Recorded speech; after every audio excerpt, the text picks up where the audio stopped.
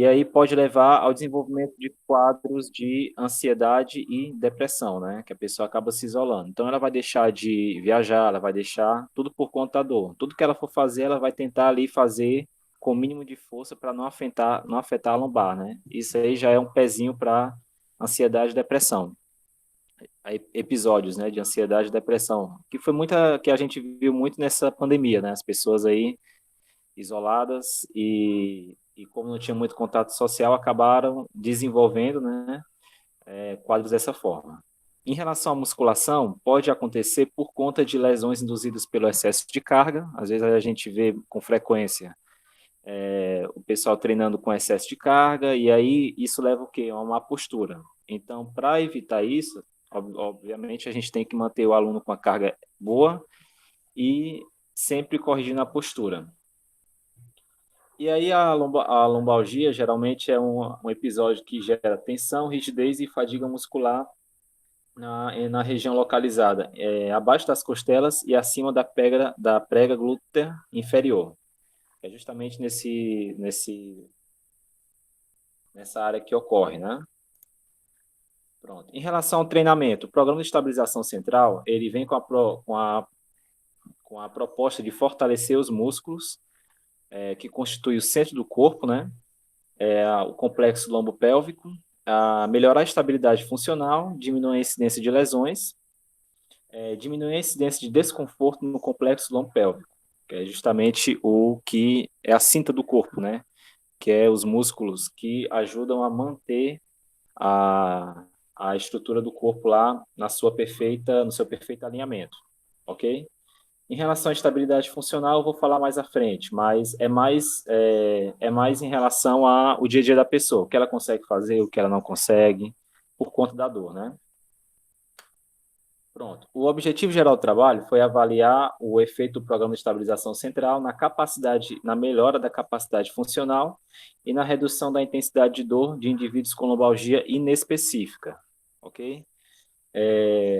Os objetivos específicos: analisar o nível de funcionalidade da coluna lombar do indivíduo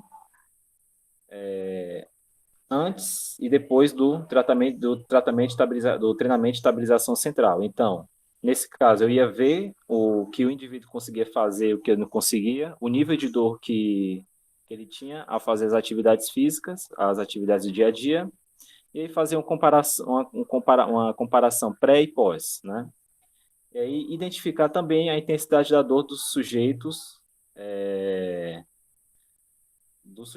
na região lombar, após um treinamento de estabilização central. Então, a gente ia avaliar o quantitativo de dor antes e depois. Aí, os instrumentos eu já vou falar também. A metodologia, a amostra conteve 4 mulheres e um homem, adultos jovens, né? Para serem incluídos, tinha que ter lombalgia diagnosticada ou inespecífica, diagnosticada através de exames, ou inespecífica, ele só relatava que sentia, né? Poderia ser também. Não teria que ter, sem treinamento sem experiência com treinamento de força e sem nenhuma cirurgia na lombar. Aí o protocolo, ele foi de 18 sessões, né? 3 vezes na semana, é, 3 vezes na semana por 3 semanas, com 5 níveis de intensidade. A intensidade eu dava em relação à isometria. Por exemplo, a flexão de tronco. Geralmente era 2 séries com 12 repetições, e aí na primeiro nível de intensidade ficava lá 5 segundos de contração isométrica por repetição. E depois aumentava para 10, para 15 e por final 20, até eu trocar a sequência de exercícios, entendeu? E eram 5 níveis de intensidade. Então, e eu começava com exercícios mais simples, como flexão de tronco, flexão lateral, e, e aí a gente ia avançando para prancha com a perna só apoiada e alguns outros exercícios, certo? E a sessão durava de 20 a 45 minutos por sessão. Em relação às avaliações pré e pós-intervenção, eu usei um questionário de OWEST, que é um questionário de incapacidade lombar, que esse questionário vem justamente discriminar o seguinte: Só um instante. Pronto, discriminar o seguinte: ao correr, ao caminhar, você sente dor? Posso caminhar o tempo que eu quiser, que eu não sinto dor. E aí ele vai dando várias opções até eu não posso caminhar porque me causa dor. Então é umas 5 opções. E aí ele vai evoluindo ali de acordo com a percepção da pessoa de dor. Posso carregar peso, ao carregar peso, eu posso carregar o quanto de peso eu quiser que eu não sinto dor, e aí ele vai dando várias opções até eu não posso carregar peso porque eu sinto dor, certo? É um questionário de incapacidade em relação a o que ele pode fazer sem sentir dor e o nível de dor que ele sente. Intensidade da dor foi uma escala visual analógica de dor, que aí parece uma escala simplificada de Born, que ela vai de 1 a 10. Então, 1, uma dor bem leve, e 10, uma dor muito forte, certo? E aí, esses questionários, eles eram aplicados antes e depois. Todos eles subjetivos, certo? Em relação à apresentação dos resultados e análise de dados. Aqui está a caracterização dos sujeitos, 5 sujeitos, idade em média 24 anos, 24,6 anos. O gênero, né, como eu falei, um masculino e 4 feminino, a massa corporal em média de 66, estatura em média de 1,64 e o IMC em média de 23,9, que foi a caracterização dos sujeitos do estudo. Pronto. Em relação ao questionário OEST, você vai, como ele tem 5 opções, você vai somando as opções, faz um cálculo e tem os níveis um scoring, certo? Quanto maior o score, mais incapacidade eles têm no dia a dia em relação à dor lombar. Então, na pré-intervenção, foi de 29,6 em média a incapacidade de dor. Quando a gente terminou o protocolo, ela ficou em 10,8. Então, teve uma queda muito grande, como vocês podem observar. Isso daí fala o quê? Que o nível a capacidade de fazer mais atividade física, de fazer mais coisas do dia a dia sem sentir dor, ela foi ampliada, né? Então, os índices de dor nas atividades do dia a dia, eles reduziram bastante. E aí o que corrobora com o estudo feito na Universidade do Centro-Oeste, que ele avaliou justamente 12 pacientes, fez 12 sessões durante 2 semanas. Então, foi 6 sessões por semana. E nesse caso, eles utilizaram também um score do questionário de Roland Morris Brasil, que é também um questionário de incapacidade lombar, muito utilizado pela fisioterapia. E aí a nota dele foi de 2,75, ou seja, o nível de capacidade em relação ao pós, né, que foi 1,33. Então, esses 12, depois do treinamento de estabilização central, a gente teve uma redução aí dos índices de incapacidade lombar. E só com o quê? Com 2 semanas de treino, né? Foi lá a data que eles propuseram para poder fazer essa análise. Também corrobora com o estudo feito na Faculdade de Medicina da Universidade de São Paulo, que foi feito com 15 pacientes, e aí foram feitas 20 sessões durante 3 vezes na semana. E o score do questionário OS foi de 19 para 15, que foi o mesmo que eu usei. Então, a gente tem uma melhora aí de capacidade, né, de atividade física das pessoas, a melhora na qualidade de vida, que foi também notado nesse estudo com 15 pessoas. Ok? Também temos o estudo da Universidade de Iowa, que também fez um protocolo de estabilização central com 16 pacientes. Então, foram 10 homens e 6 mulheres. Foram 12 sessões durante 3 vezes na semana. E a nota do questionário OWEST foi de 22,9 no período pré-treino, né, ao 18,3 no período pós-treino, após a intervenção. Então, a gente pode notar novamente que houve também uma redução desse scoring, indicando assim, uma melhora da capacidade funcional dos indivíduos, certo? Em relação aos níveis de dor, aqui eu tenho um gráfico da escala visual analógica de dor, lembrando de novo que é uma escala parecendo aquela escala de Born simplificado, que vai de 1 a 10, onde 1 é muito leve e 10 é muito pesado, né? O nível de dor. E no período pré-intervenção foi de 6,8 a média geral da nota dada para essa escala. No período pós-intervenção foi de 2,8. Então,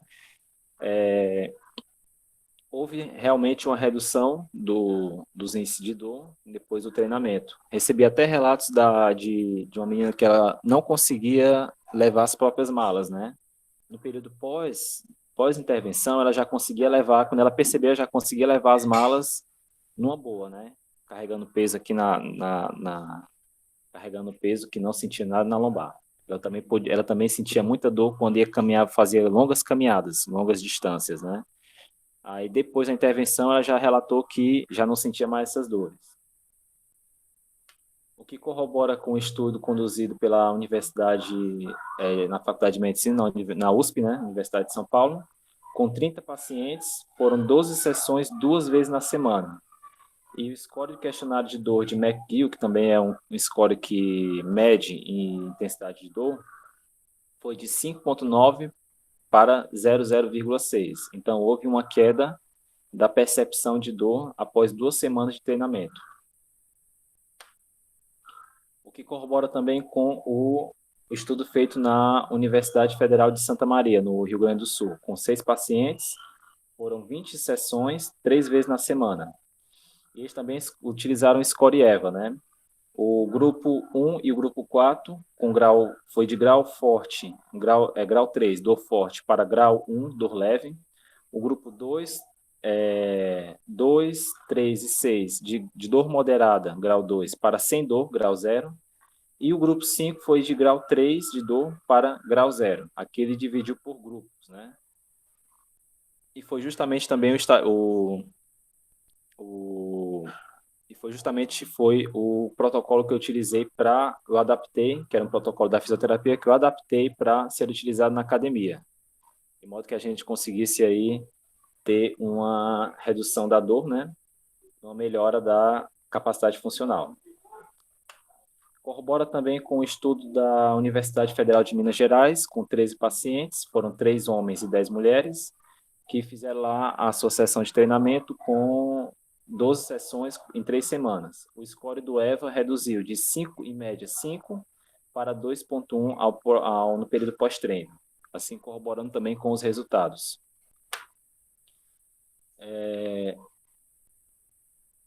O estudo conduzido no Centro Universitário de Caratinga, Minas Gerais, também utilizou a escala EVA, que contou com 12 pessoas, um homem e 11 mulheres, com 10 sessões, 5 vezes na semana. E aí o score da EVA, né, que é a escala visual analógica de dor, foi de 6,4 para 3. Então, uma redução quase que pela metade, né? Mostrando assim um benefício do programa de estabilização central na redução da percepção de dor. As limitações do estudo, no meu caso, o número reduzido da amostra, eu tinha iniciado com 10 pessoas, mas como foi conduzido na academia, e ela sempre tem aquela entra e sai de gente, né? Aí eu consegui fazer toda a fase completa com apenas 5 pessoas. O pouco tempo de estudo que eu estipulei para não fazer uma sessão muito grande, até por conta dessa dificuldade das pessoas se manterem mais de 2 meses na academia, então eu determinei um tempo de estudo que ficaria satisfatório e que as pessoas conseguissem participar. E também me foi questionado na apresentação as avaliações subjetivas, que eu não usei nenhum método para invasivo, né, para poder fazer uma análise mais profunda. Mas os estudos que já foram apresentados, que eu usei como base para comparação, também obtiveram ótimos resultados com avaliações subjetivas. Pronto. Em relação às conclusões, a melhora na capacidade funcional em 18,8 no score médio do índice de Austin, ou seja, quando a gente tem que lembrar dessa melhora, significa o quê? Mais mobilidade, mais atividade do dia a dia que as pessoas conseguem fazer sem sentir dor. Então, é um ganho da vida, né? Um ganho de qualidade de vida. Houve também a redução dos índices de dor, da intensidade da dor, de 6,8 de dor moderada para intensa para 2,8 de dor leve a moderada. Então, isso traduz o quê? Em mais qualidade de vida e mais atividade física, mais contato social essas pessoas vão ter no seu dia a dia, né? Uma melhor qualidade de vida. O que leva a acreditar que os exercícios de estabilização central promovem a ativação do complexo lombo-pélvico, melhorando o alinhamento e o equilíbrio postural durante as atividades funcionais. Isso daqui, esse estudo eu tive muito interesse em fazer porque foi algo que eu mesmo passei, né, e que eu via constantemente na academia, e foi uma solução não farmacológica justamente para tratar, para tentar diminuir essa percepção de dor. Esse protocolo foi formulado para utilizar na fisioterapia, e aí eu adaptei para a academia, de modo que ficasse uma coisa fácil de fazer, uma coisa simples de fazer e que viesse trazer uma melhora na qualidade de vida. E aí, e é bem comum, porque quem não tem aquele aluno que reclama que tem dor lombar, né? Então, se a gente tiver um pouco mais de atenção para esse complexo lombopélvico, para o fortalecimento, a gente vai ter tanto mais ganho de qualidade de vida dos alunos, quanto mais ganho de força, mais ganho de performance. Ele vai conseguir agachar com mais peso, ele vai conseguir correr, ele vai conseguir desenvolver ainda mais. E aí já ajuda bastante para aquele cara que quer manter ali uma qualidade uma qualidade de serviço. O aluno vai ver isso, vai ter lá um rendimento em relação a personal, um rendimento em relação a um local que você vai colocar para, abre aspas, tratar as pessoas, né? Um protocolo. E a gente tem que ficar muito ligado nisso daí. Eu quis muito começar essa série aí de apresentações com o meu estudo. E é isso aí. Se ficou alguma dúvida, alguma pergunta, pode tirar aqui. Massa, massa. Não, deixa aí, pode deixar, viu? Show. Porque aí qualquer coisa a gente volta. Massa, massa esse estudo, cara. Muito interessante, viu? Pois é. Cara, eu tava só fazendo umas anotações aqui, Lucas, ao passo que tu tava apresentando. Sim, Eu peguei, fiz umas anotações aqui só para poder me situar durante o texto. sim, sim. Acabou que eu me perdi numa coisinha ou outra. Mas eu fiz algumas anotações aqui, né? Por Sim. exemplo, me falou aí no final da limitação do estudo a respeito não só da idade, do pouco tempo, como também do end, do end, Sim, tô vendo a mensagem aqui do Eudes agora, do end avaliados, né, que passou de 10 para 5. E é um tanto complicado mesmo em estudos assim na academia, com um tempo um pouquinho mais alongado, da gente ter esse público por conta até mesmo da um fluxo um tanto rotativo, né, de determinados indivíduos, principalmente a galera nesse perfil aí na academia, né, que acontece muito deles entrarem, saírem por diversas razões. A gente já passou por essas situações, por exemplo, eu até lembrei de um cara cliente da academia que eu faço o acompanhamento, o DJ, né, então ele teve que se ausentar por um tempo, tentei fazer algumas atividades com ele para amenizar a situação de dor nas costas dele, só que conversando com ele, uma das coisas que eu identifiquei que mais causavam essa dor nas costas era exatamente eram exatamente as condições de trabalho dele, né? Não sim. só por ele ter um trabalho com determinada carga, agora eu não recordo se era entrega, alguma coisa assim do tipo. Ele também passava muitas horas dirigindo, né? Então essa má postura, enfraquecimento das musculaturas envolvidas nessa ação da estabilização dessa região do tronco, lombar, acaba que geram nele esse incômodo dessa situação, né, essa dor na região lombar. Porque E já soma a fraqueza com o sedentarismo, isso, né? e soma também com as atividades diárias dele que são praticamente rotineiras. Isso. Então seria a mesma coisa de você passar um curativo numa ferida e um furo no pé, por exemplo, e depois ele tá lá atacando o pé de novo naquele mesmo local. Assim, né, o hábito dele é a recorrência, acaba que contribui, recorrência rotineira, né? A Aham. rotina. Acaba que contribui para essas dores dele. A gente não encontra dificuldade em encontrar outras pessoas, em ver outras pessoas na academia com essas mesmas situações, né? Mas nada que um trabalho direcionado, uma série de atividades, né, não venham a minimizar essas condições. Sim, até, E até esse, porque ele não vai deixar de trabalhar, né? Então a gente isso tem que mesmo, preparar o melhor possível para de modo que ele consiga aí exercer as atividades sem maiores isso mesmo, prejuízos, né? isso mesmo, viu? E questionário IMC, Pronto. é, Eu acho que pronto, ficou com alguma dúvida em relação ao questionário.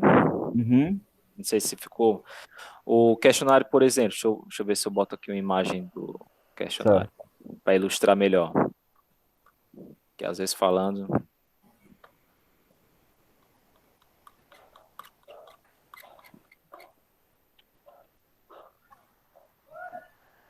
Pronto. No caso aqui, ó. Deixa eu tapar uma página só.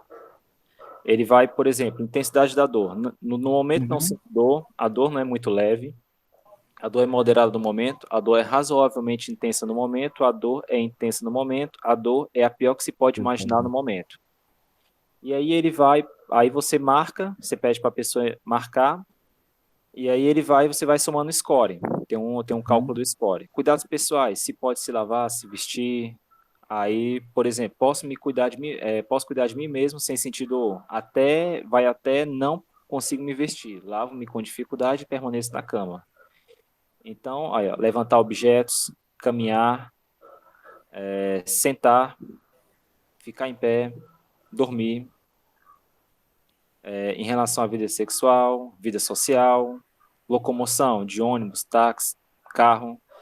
Né? Eu tive uma aluna que se ela andasse de carro mais do que 40 minutos, ela já começava a sentir dor, que é justamente a que carregava mala, né? uhum, Ela sentia dor. Ao final do protocolo, ela disse que já não sentia, quase não sentia dor, entendeu?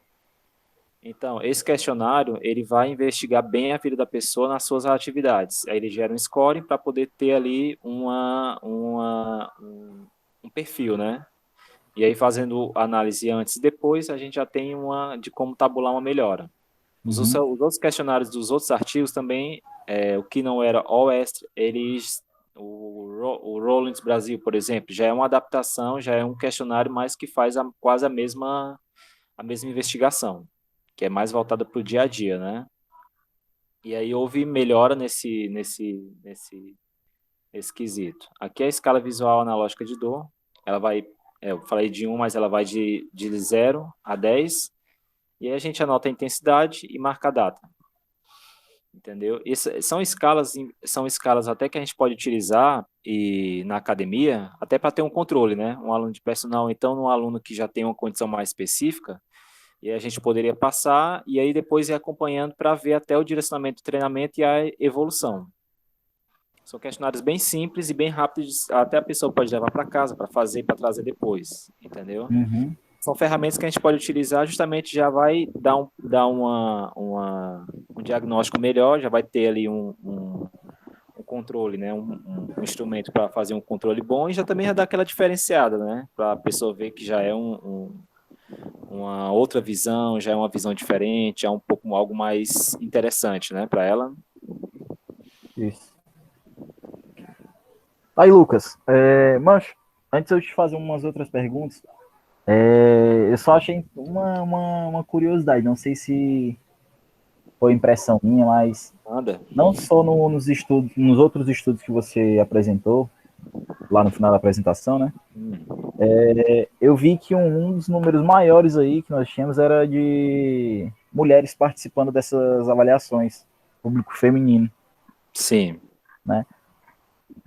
Inclusive no meu estudo foram 4, né? A um, Isso, né? quatro e um homem, né? Quando ela Isso, fez um dos estudos aí, foram 11 mulheres e um homem, isso. MF. público masculino, feminino. Até tava notando. É uma das coisas bem comuns a gente encontrar na academia, né? Até pelas atividades diárias. Exatamente. Tinha duas delas que elas tinham por conta das mamas, né? A Uhum, mama grande, e aí puxava o tronco para frente, e aí você tinha um desequilíbrio da musculatura. Geralmente acontece isso com mulher, né? E também porque já é uma fraqueza, por exemplo, uma má postura estrutural. Tem muita mulher que passa o dia de salto, né?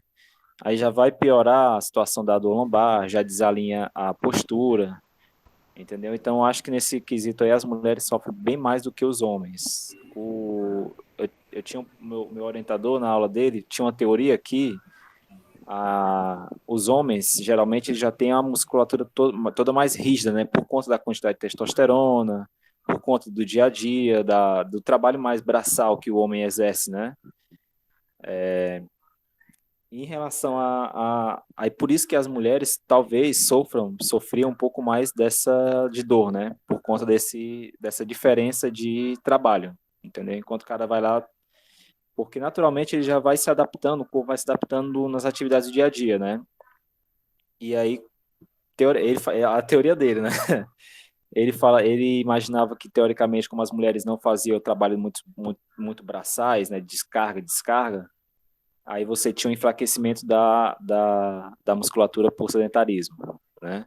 Algumas coisas fazem sentido, algumas talvez só teoria mesmo, mas nos estudos sempre as mulheres apareciam bastante em relação à dor lombar, né? Elas se queixavam bastante.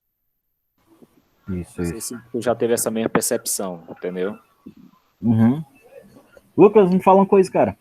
Não sei se ocorreu, mas você chegou a ter fotos, alguma documentação visual assim dos exercícios que você costumou Pronto. utilizou nesse estudo?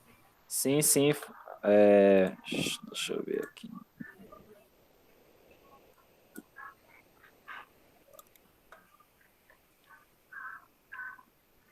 Pronto. O protocolo, que eu não falei muito, não me estendi demais, mas, por exemplo, o protocolo era feita através de 12 repetições, de duas séries com 12 repetições, como eu falei.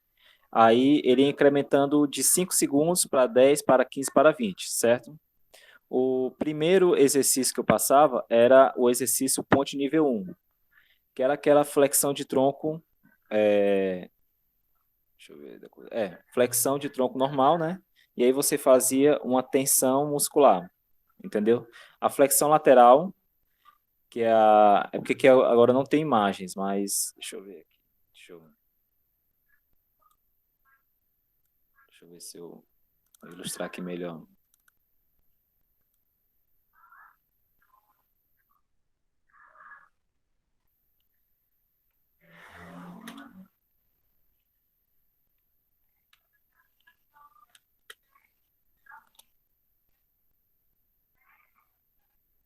Pronto. Eu acabei trocando um pouquinho. Mas, por exemplo, ponte nível 1, ela ficava nessa postura, né?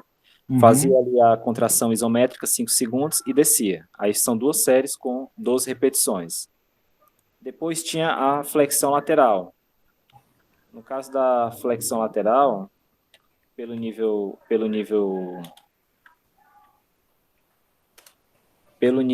do indivíduo, deixa eu ver aqui. Pronto. Flexão lateral. Pelo nível do indivíduo, às vezes eu fazia naquela máquina que lá não tem, mas aquela máquina que você faz hiperextensão de tronco. uhum. Você fica lá pendurado pelos quadris, né? E fazendo a hiperextensão de tronco. Eu fazia nela. Tinha algumas pessoas que não conseguiam fazer e algumas que conseguiam, justamente por esse contato, né? Porque ele sobrecarregava meio o ombro no exercício. E aí tinha a flexão de tronco. Então, como é que era o protocolo? Ele ia ali eu ia ali incrementando, começava com exercício de ponte, 5 segundos, duas séries. Aí, quando já fosse ficando fácil, eu aumentava para 10 segundos, 15 e no final 20 segundos de isometria a cada repetição, certo? Aí, quando eu terminava a etapa um, que era o exercício nível ponte, exercício ponte nível 1, que a gente chamava, e flexão lateral nível 1, que é aquela flexão lateral, mantendo as isometrias. Eu passava para a etapa número 2, que era o exercício de, que ele chama, no artigo chama de mosca morta, que é aquela flexão de tronco com os pés levantados, certo? Aí ele ia fazer a mesma flexão, mantendo a tensão abdominal, começava dos 5 segundos, depois 10, depois 15, depois 20. A ponte nível 2, que a gente chamava de ponte nível 2, que é a mesma ponte do nível 1, que é a elevação pélvica, né? Só que com uma perna estendida, entendeu? Com o membro estendido. Então ele fazia 5, 10, 15 e 20. Na segunda etapa, eu já colocava o exercício do Superman, que é aquele que você fica em decúbito ventral e faz a elevação do tronco e das pernas, ficando apoiado somente pelo ventre, ok? Aí a gente fazia 5, 10, 15 e 20. Terminando essa etapa, a gente ia para a terceira etapa, que era o abdominal, que era a flexão de tronco em cima da bola suíça. Que aí eu fazia 5, 10, 15 e 20, do mesmo jeito, né? Aí a ponte nível 3, que os pés eram em cima da bola suíça. Então era 5, 10, 15 e 20, com o pé em cima da bola, ok? E aí essa era a terceira fase. Aí tinha a quarta fase, que era a ponte nível 3 também, e o Superman nível 3 mais executado em superfície instável. Aí a gente usava aquele bozu, aquela bola, né, para ajudar também a desequilibrar mais. E no quinto estágio era o exercício de vela, que era a elevação de pernas com as pernas para cima. Deixa eu ver se eu ilustro aqui. E aí a gente passava sempre pelas etapas de 5, 10, 15 e 20, né? Deixa eu ver.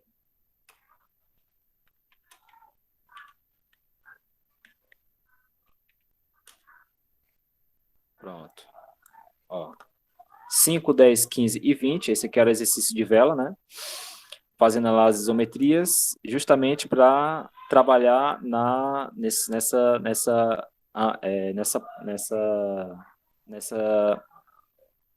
sentido, né? De fortalecimento da musculatura abdominal e redução da dor, porque já se sabe na literatura que trabalhar a isometria você ganha força, né? Então, no caso, depois de todos esses estágios, aí eu ia aplicar novamente os instrumentos para poder fazer a avaliação se houve melhora ou não. Aí eu posso, caso a galera queira aqui, eu posso jogar lá o artigo, né, com a sequência de exercícios, serve para a gente para ir aplicando na academia nos alunos, né? É uma boa fonte de conhecimento em relação à musculatura estabilizadora. É interessante, seria interessante, Lucas, até mesmo para uma condição de um cliente com um treino personalizado, seria até interessante. Sim, sim. Quem tiver numa condição como essa, fazer essa aplicação desse método e dados não faltam, né, para comprovar, até mesmo com o seu estudo aí, já seria uma opção a mais de possibilidade de trabalho com alguma pessoa, um cliente nessa condição.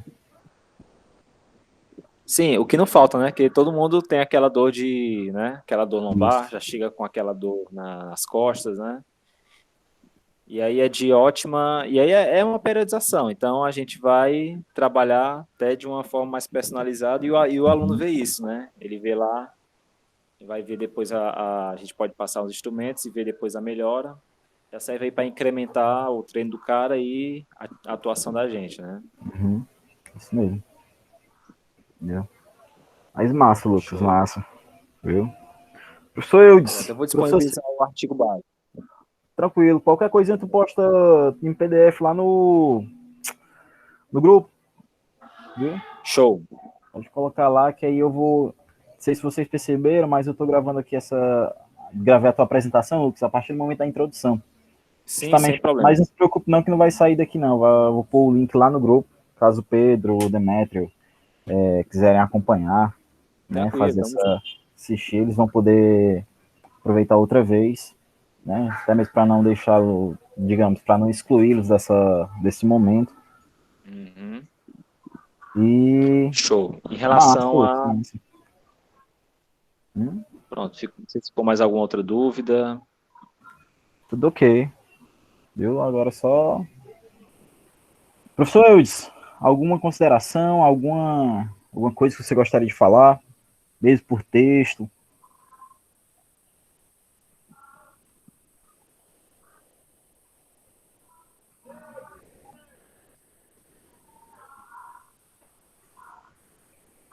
Acho que ele tá no ônibus ainda. Tá na top aí, viu? No ônibus é complicado. Pronto, vou fazer o seguinte, vou só encerrar aqui a gravação.